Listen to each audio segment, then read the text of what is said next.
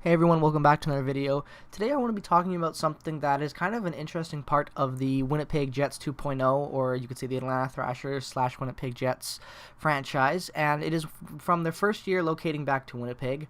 And if you were a fan of the team from basically when they just came back from the first game against Montreal back in 2011, if you have been a fan of the Jets for that long, then you will be really familiar with this line. If you're a newer fan of the team and you're just getting into hockey, or you're just kind of coming onto the team as a fan, or you just kind of, being introduced to the sport, whatever your situation is, this is a time for you to get familiarized with one of the first fan favorite lines that our Winnipeg Jets had, and that was the G.S.T line back in 2011. Now, like I said, if you're unfamiliar with the G.S.T line, don't worry about it, because you probably wouldn't be able to suspect the players that were on this line, because they're not really, day-to-day, mainstream NHL guys. The players that were on the G.S.T line for the Winnipeg Jets back in 2011 were Tanner Glass, Jim Slater, and Chris Thorburn. Now, those three names alone scream dirty, horrible fourth-line players, and a fourth-line, just a fighting line, that type of thing, a checking line. But back in 2011, the Winnipeg Jets were actually able to use these players really effectively against kind of the other teams' top lines. If you go back and watch any of the kind of game highlights you can find from the Jets in 2011, especially in the earlier parts of the season, this GST line was really efficient at checking against other teams' top lines. And it actually led to a lot of offensive production, if you actually look at it as fourth line, statistics. The Winnipeg Jets, for this line, the GST line in 2011-12, they combined for 18 goals and 39 points, playing against mostly other teams checking top lines and other team checking lines. So to have a bunch of, guys who have never really been goal scorers ever, putting up 18 goals together for 39 points as a bottom line, it was a good productive line for the Winnipeg Jets back when they first came back, and it overall was a really fun line to watch. I remember watching the games, and they were the best part about watching the games. Half the time, it's really hard to believe, but if you could imagine a time where this was your starting line, the Winnipeg Jets would start the GST line at some games, depending on what the top line was, the physicality of what they expected the game to be, and they played really well. Looking at Tanner, let's take a look and go through the stats from what these three players and what they did in Winnipeg overall, and you kind of see how I mean that this was kind of like a one-and-done type of thing. Because Tanner Glass only played 1 year in Winnipeg. He played in the first year since relocation, and he kind of revitalized his career a little bit. He was kind of on his way out of the NHL, but then he came to Winnipeg, and he put up a decent year for a fourth-line guy. You have to really give him credit. In 78 games, he put up 5 goals, 11 assists for 16 points and 73 penalty minutes, so overall, a decent fourth-line stats. You want to try to get at least 10 goals out of a bottom-line guy. That's how I look at it. If you can get 10 goals out of your fourth line minimum, then you're doing your right job if you're as a coach and as a GM. But anyways, I divert from that. The next guy that I want to talk about is another forgotten player of the Winnipeg Jets, and that is Jim Slater. Now, Jim Slater, he had spent a lot of time with Atlanta, but came over, and then he spent 4 years with Winnipeg before after relocation from Atlanta, and then after that, he was out of the league. And in those 4 seasons with Winnipeg, he had some good years. In the first year with Winnipeg, he had 13 goals for 8 assists for 21 points. The year after, in 78 games, I should say. The year after that, it was a bad year for him. He was kind of out of the lineup for a lot of things. He was kind of, losing his spot due to injuries and other situations. In only 26 games, he had a goal and assist. And also the year after that, another identical season, playing 27 games with 1 goal and an assist.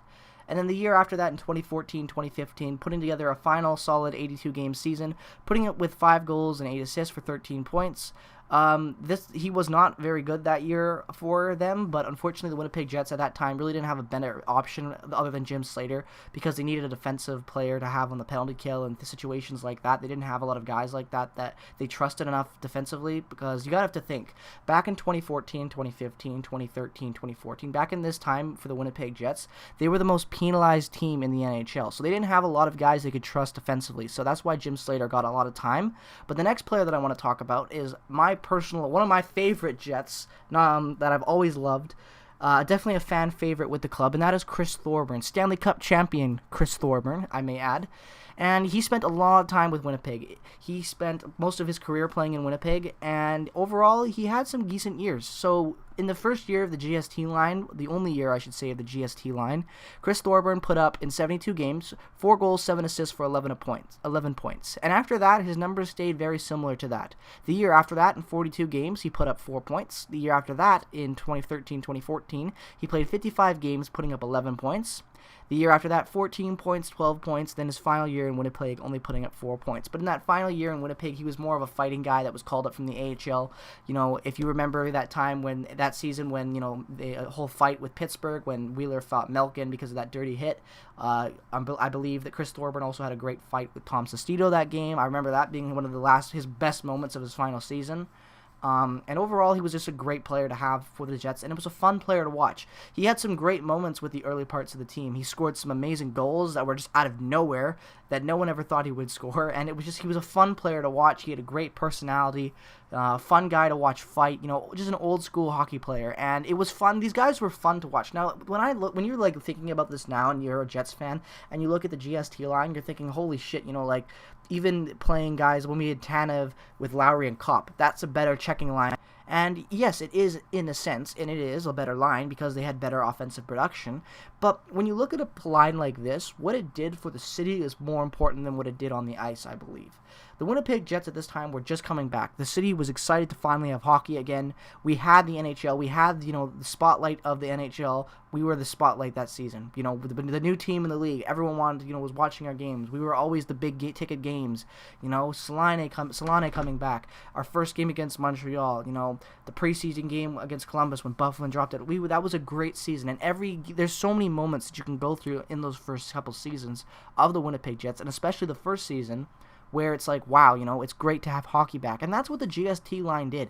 The GST line might have not been a good line for offense, and it probably wasn't even, when you look at it in hindsight, guys, it wasn't even that good of a line. It was just a fun line.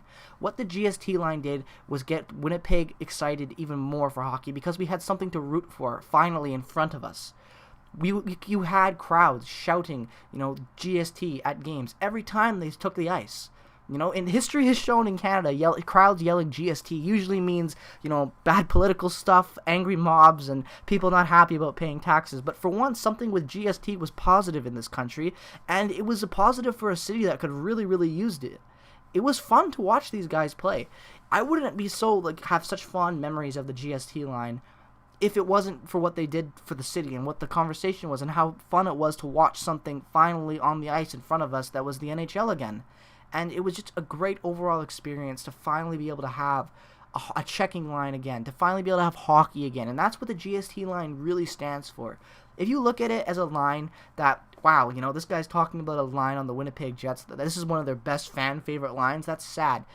Yes, you can look at it like that. Obviously, it's not the West Coast Express like the Vancouver Canucks had in the early 2000s. It's not a top line. This was not meant to be that. This line got fans excited. It got people excited for hockey.